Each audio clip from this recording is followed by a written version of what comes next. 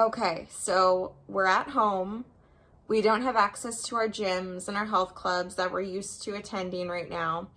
And most of us have limited equipment, light dumbbells, maybe a medicine ball, or no equipment at all.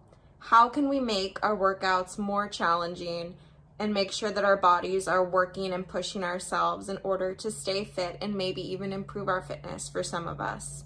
I'm going to tell you 5 ways in which you can make the intensity of your workouts amplified and not have to worry about staying in a rut and not meeting those goals that we're trying to set for ourselves. The first way is by increasing the number of reps and sets that you're doing in your exercise program.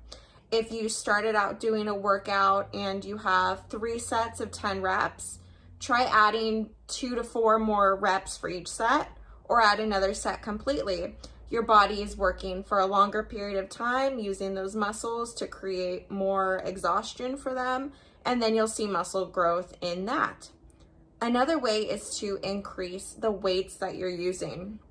For some of us, we may only have 2 sets of dumbbells. Combine the 2 dumbbells maybe, or you can add another item to it. You can hold a dumbbell with a bottle of water in one hand, or you can add a resistance band to it so that there's more resistance pulling it towards the ground.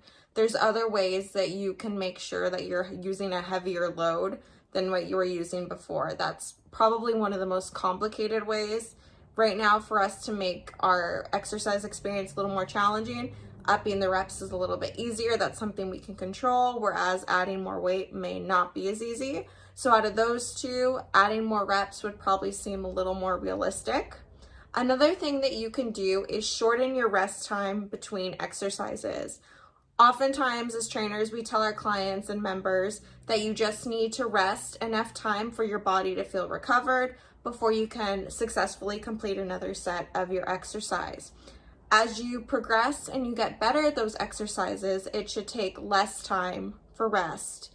If you're resting 45 seconds between sets, try cutting that down to 30 seconds, and so on. That kind of rolls into our 4th way to make your exercises more challenging.